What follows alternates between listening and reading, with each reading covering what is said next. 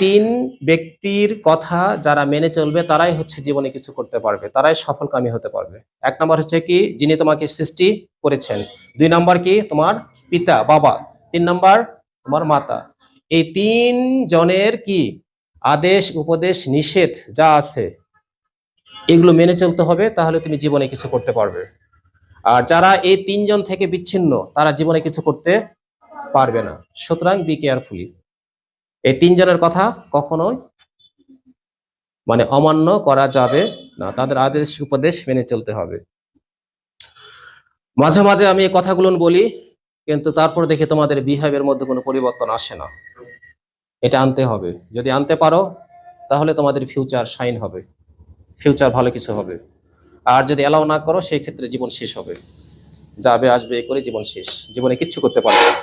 তিনজন ব্যক্তি ছাড়া জীবনে কিছু করতে পারবে না। যারা সিনিয়র তাদেরকে কি করতে হবে, শ্রদ্ধা করতে হবে, সম্মান করতে হবে, তাদেরকে সম্মান দেখাতে হবে, দেখা হলে কোথাও সালাম দিতে হবে, ভালোভাবে কথা বলতে হবে, এই।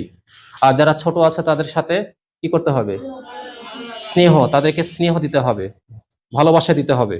এই বিষয়গুলো কখনো ভুলে যাবে না। দুনিয়া হচ্ছে এটাই, এটাই হচ্ছে দুনিয়া, মানুষের কাছ থেকে ভালোবাসা পাওয়া, তাছাড়া কিচ্ছু না। যার ফ্যামিলিতে সেই নিজে নিজে চলতেছি আমরা, কিন্তু বাইরে যখন চলি তখন কি মানুষের সঙ্গে একটা সুসম্পর্ক, ভালো সম্পর্ক।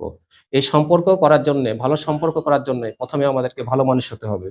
যে যত ভালো তার সাথে তত মানুষের সুসম্পর্ক, তার জন্য মানুষ ততই কি করবে, দোয়া করবে, আশীর্বাদ দিবে। সুতরাং বি কেয়ারফুলি।